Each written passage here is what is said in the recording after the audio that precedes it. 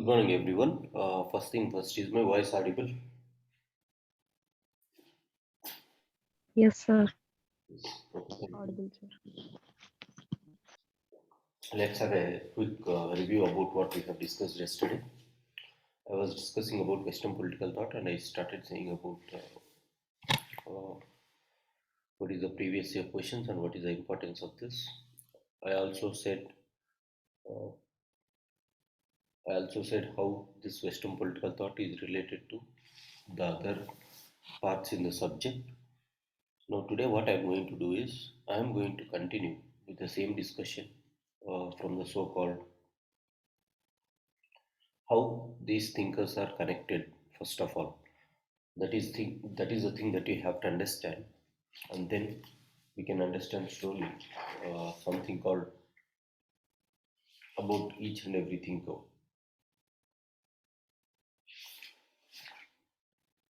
Now, let's start this.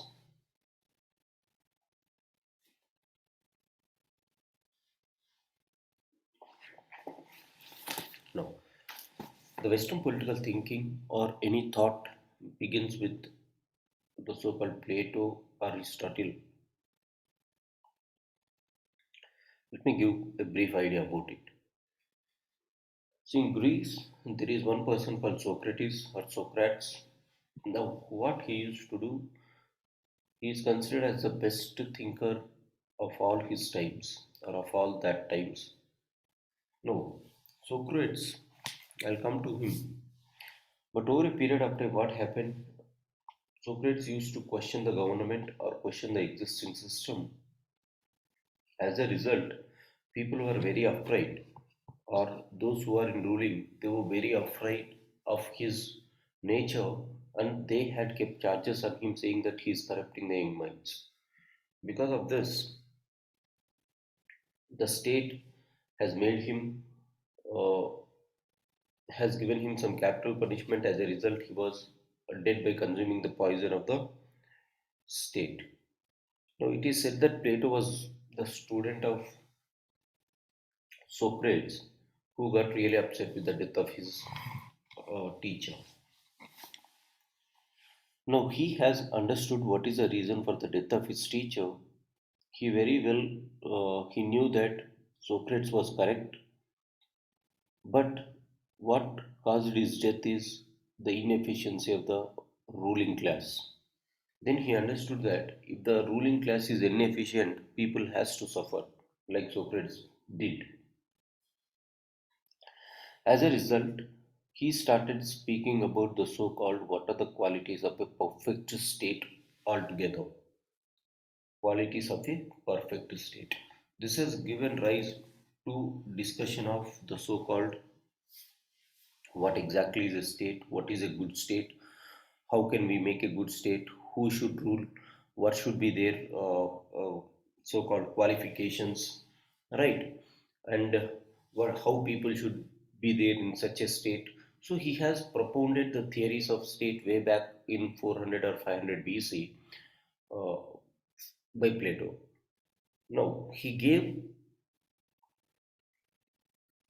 the most vital elements, or he gave the so-called the most important things about state, and he gave that from the philosophical perspective. He said about that, yes, in order not to have anything to be repeated like Socrates, he said that we should have an idealistic state. So that is how the roots for thinking or the roots for society or the roots for politics started laid by Plato. However, as I said in my earlier classes also, he has taken this politics through the lenses of philosophy. Over a period of time, this Plato's teachings, they were very idealistic. However, they cannot be implemented on the ground because of that idealistic nature. As a result, one more person has come, and he is the disciple of Plato, that is Aristotle. Now, Aristotle, he was a bit realistic when compared to his guru called Plato. Now, why he is realistic is Aristotle, he is the guru of the great king called Macedonian king called Alexander. Now, he worked as a courtier of Alexander, and he knew how the exact system works in the society.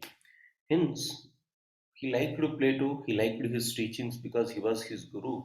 And when he was mentoring Alexander the Great, he said he has learnt exactly how the system works, how other systems are working. As a result, what he said is he has moderated the idealistic concept of Plato, and he has corrected Plato, and he has given some ideals about state again. So now the concept of state started growing, or the concept of state started coming out from the dimensions of the so-called clutches of idealism to it started moving towards something called a bit of realism under Aristotle. This continued throughout the ancient history until then. By medieval history, what happened slowly, the kings, slowly these people, the ruling class, went into the clutches of the so called. Again, Plato and Aristotle both were philosophical in nature, but Plato was very realistic, very idealistic, whereas Aristotle made the subject to move to the realism through his teachings. Again, both have thought, Plato and Aristotle, they have thought about what is a state, what is a good state, how we can make a good state, how people should be treated in such a state. So, this was what the thinking is. So, this was around 4th and 3rd century BC. By this point of time in India, there was Mauryan Empire, and there is one great political thinker of India, and that is called Kautilya, right? So we'll discuss about that later in the Indian political context. Now, slowly, what happened from the so-called ancient times, as these people started focusing politics from the lens of the philosophy, slowly, the subject has moved into the clutches of religion, and the kings used to rule as per the philosophy or as per the guidance of the so-called the kings, as per the guidance of the so-called the church. So politics now was under the domain of church, and whatever the church decides, whatever the church says, these people used to follow. This used to be the system which was continued. And then there is one person called Machiavelli. Now, what Machiavelli has seen is because of the control of the church on the politics, the state is not able to deliver its functions very clearly. And why he has said is when Machiavelli was born, his state was not as good as he has expected or as good as the other states. And he has found that this is religion which is excessively ingressing into politics. As a result, what we have to do is we have to take away the politics from the clutches of religion, from the clutches of ethics. And he started propounding uh, a separate theorem about the state, and that theorem is the concept of secular state. And now Machiavelli clearly said that irrespective of your philosophy or morals, or irrespective of the so-called irrespective of the so-called religion, make state away from the so-called religion as well as philosophy, so that it will have its own domain. And now Machiavelli gave the realistic concept about state, and he said that whatever is serving the purpose of the people, whatever serves the interests of the people, the king should be worried about it rather than worrying about the so-called morals and ethics. The king should not think about morals and ethics, rather he has to think about the safety, security, and development of the people over a period of time. This was what Machiavelli has did over a period of time. This is how the subject started again coming, gaining its autonomy. This I have said. And Machiavelli again gave his concept of state. And famously, he said how a prince has to rule his state. Hence, he has given the realistic perspective for the kings, who said that he was of the opinion that the ends is that matter, not the means. So, more or less, it was in the context of Kautilya also, he said the same thing. That is the reason why Kautilya is called West Indian Machiavelli, right? Or Machiavelli can be called as Indian Kautilya. So both are realistic in their principles. The only difference between Machiavelli and Kautilya is their time period. Kautilya was way back in 3rd century BC. Machiavelli has come way back in 6th or 7th century AD, 16th or 17th century AD. Now, slowly, this is how the system was continuing. As a result, he said that the prince has to be rule independent. Until that point of time, philosophy used to dominate. Now, history started getting dominated in the political science, and Machiavelli has laid a pure stone for secularism or secular nature of the state. After this, by this point of time, there was industrial revolution which was happening in the so-called the West. Now, slowly, under the industrial revolution, capitalism started growing. Now, the need for capitalism was quite different from the existing system. No, it was always felt that capitalists, like the so called Adam Smith in economy, they started propounding free market economies. Right? They are the founding stones. They laid the stones for capitalism. Why is capitalism started growing with industrial revolution? Now, when industrial revolution has begun, the political thinkers or these people started thinking that the state cannot serve the purpose of capitalists. What is the purpose of capitalists? Two things. They want some markets. They want most important thing is they want markets and they should have freedom. These two things. Right?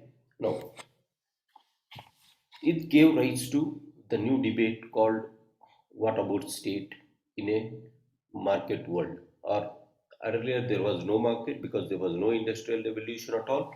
And when industrial revolution began, these two things are not there for the people. That is, freedom is not there, security is not there for the industrialists or the capitalists. Second thing that is not available is the so-called market. Now, why it is not available? It is not there because entire resources used to be under the hands of one person called the king. The king used to control entire resources, and it is the king who used to determine what is right or wrong in his kingdom.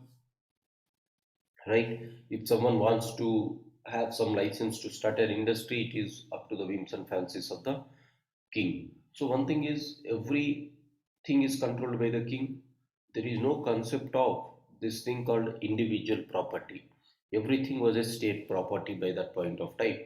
I do not have any land, you do not have any land, I do not have any of my personal things, rather than it was the state things. State used to control the resources, we used to just go work and get our labor for that.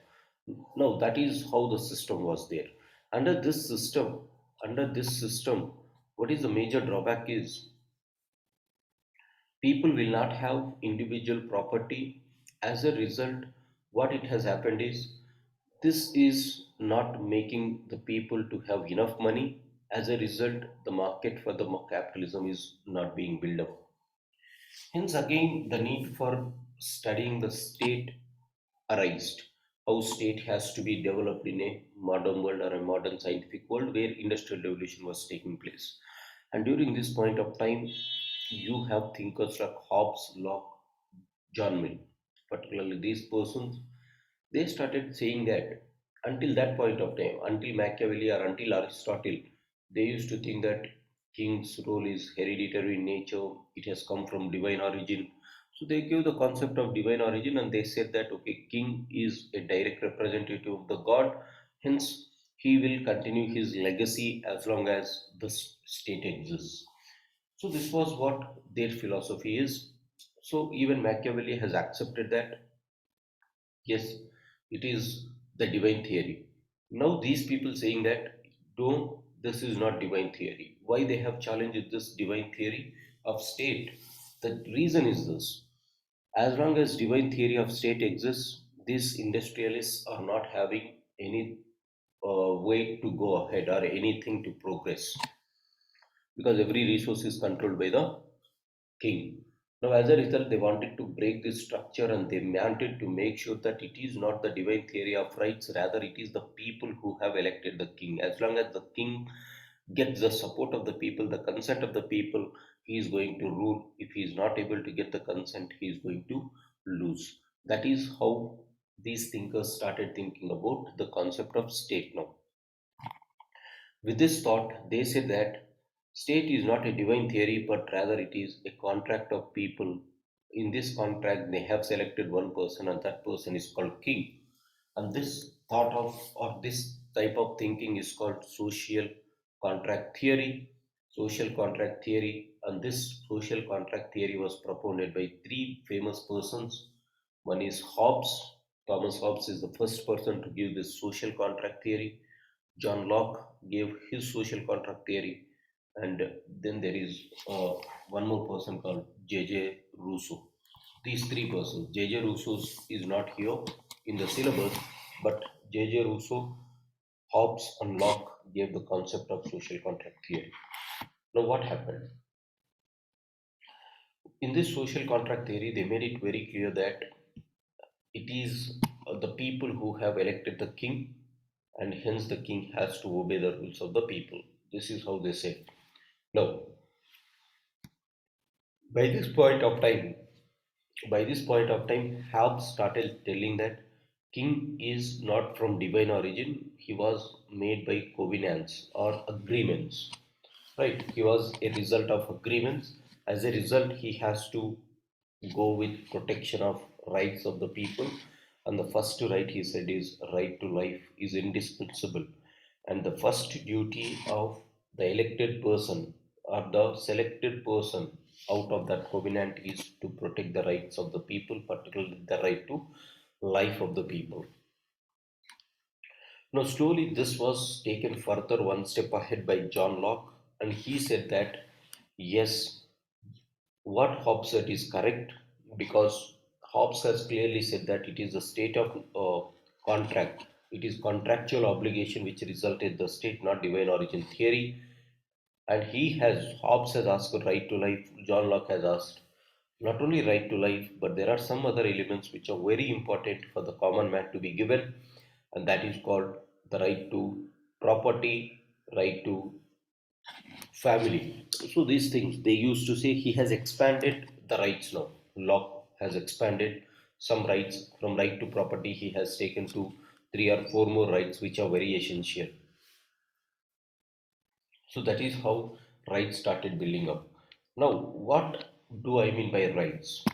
These people they are speaking about individual rights. I have my own right. What right I have? I have right to my life. I have right to my property. So this land belongs to me, not to the king, because king is a result of or a product of our contract. As a result, our land or our property should not be touched by the king. Now look at this. As capitalism is growing, this thing has come out, and they started saying that yes, individuals have their own property.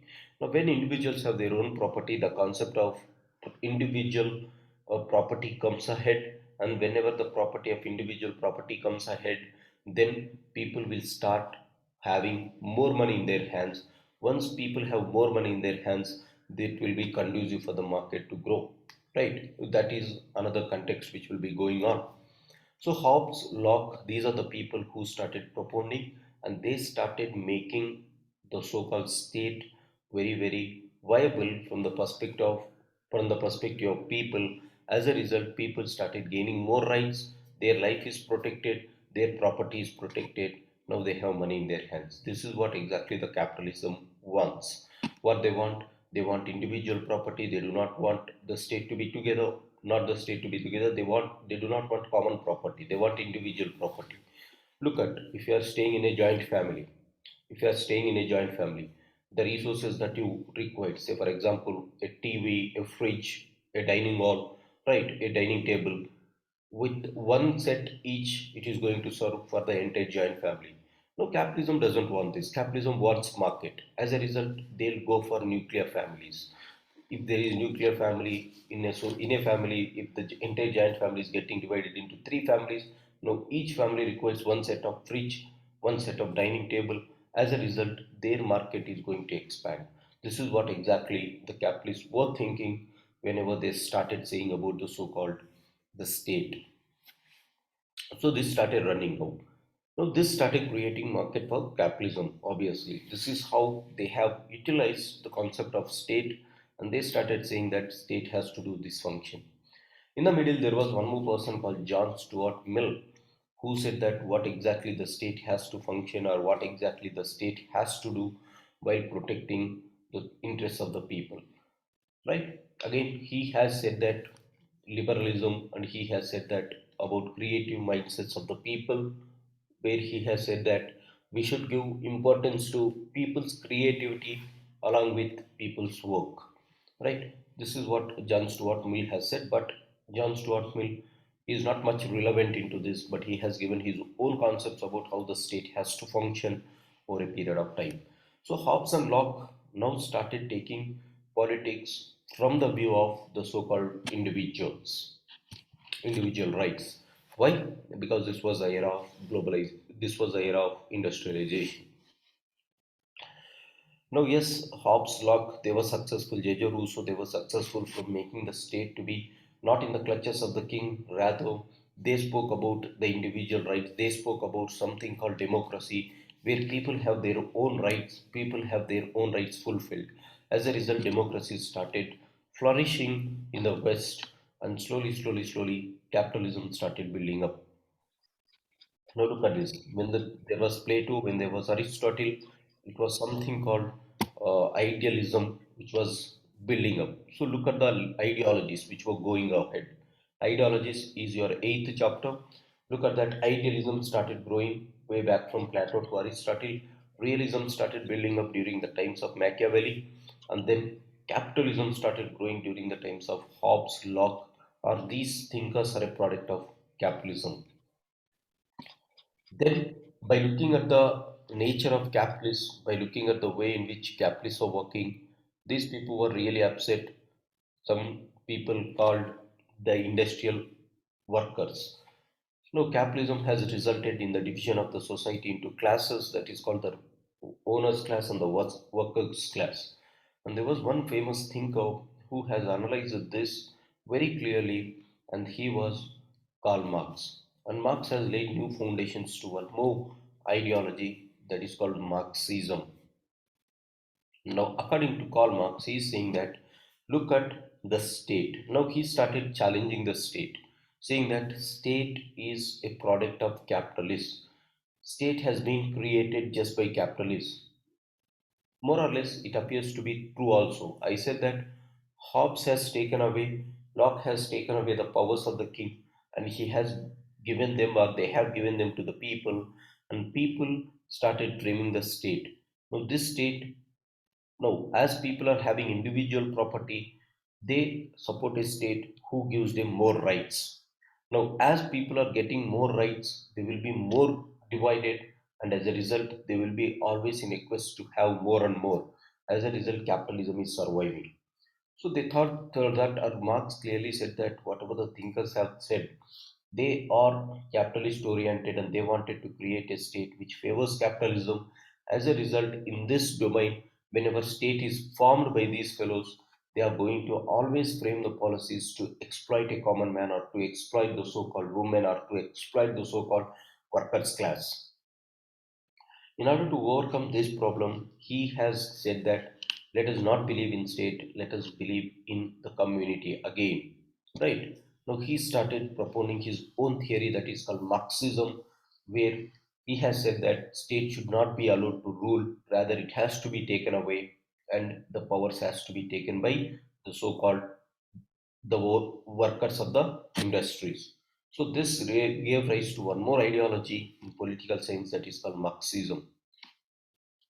Now, from Marxism, there were other schools which evolved like socialism and communism. In communism, Karl Marx clearly said that let there be no individual property, let the property be of the community. So Marxism slowly has given relevance to the so-called communism, and then people started discussing about communism, and then one new trend has started, or one offshoot of Marxism, or one offshoot of communism, like socialism, has been developed. This is how the other ideologies started growing up, that is called communism, socialism, and various threads in socialism.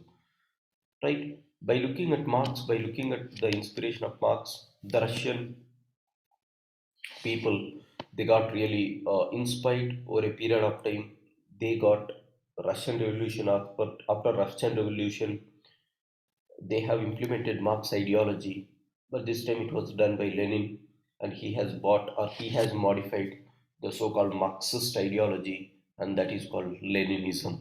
So Marx has given his concept from where different schools have emerged, like fascism, Leninism, Marxism, communism, socialism, they started growing up from Marx. The basic context of all these things is only one, that you should not get exploited by the so-called capitalists, or it has to be said that they believe in the philosophy of the community rather than the philosophy of individual. Moving ahead, then Karl Marx always opposed this, and Karl Marx said that if capitalism is growing in this way, if capitalism is challenging in this way, at one day capitalism is going to die very soon. Now, this is what Karl Marx has said, and but that death for capitalists are not coming very soon. This was observed by Gramsci. Why capitalism, or why capitalism is not ending, why communism is not coming, or why Marxism is not coming into the picture.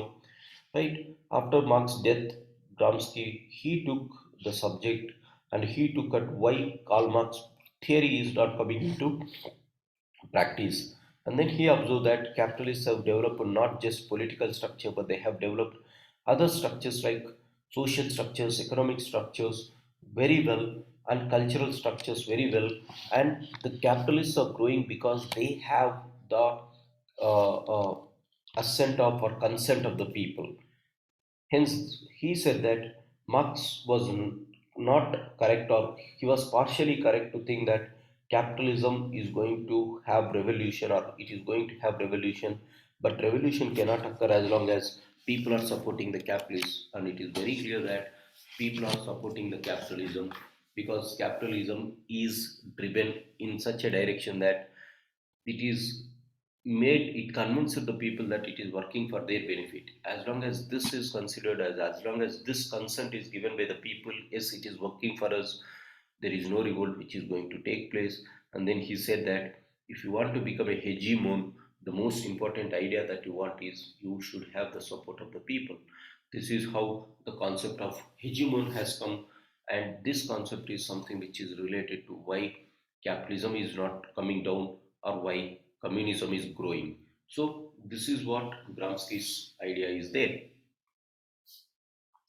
No, so they started studying about the so-called state in different dimension now, and that is called the hegemony concept. After this, there was one thinker called Hannah Arendt.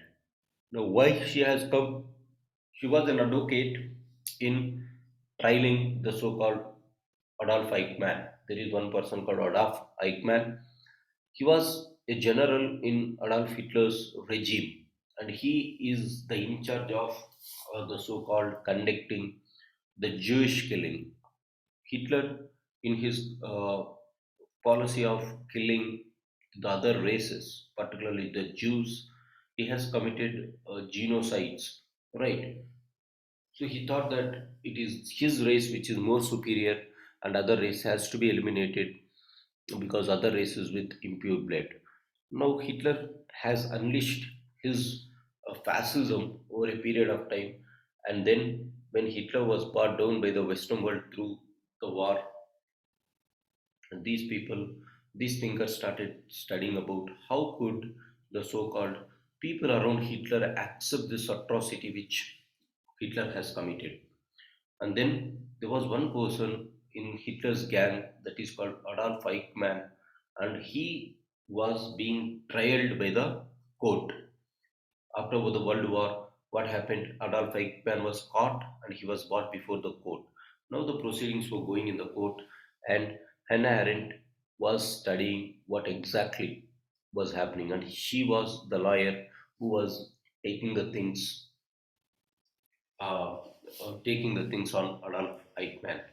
Now, when she has questioned Adolf Eichmann, she really understood what exactly is this fellow or these officers are doing when or Hitler is controlling, or when Hitler is unleashing his terror. Guys, it is going to cut down. Please join immediately using the same link. Now, she has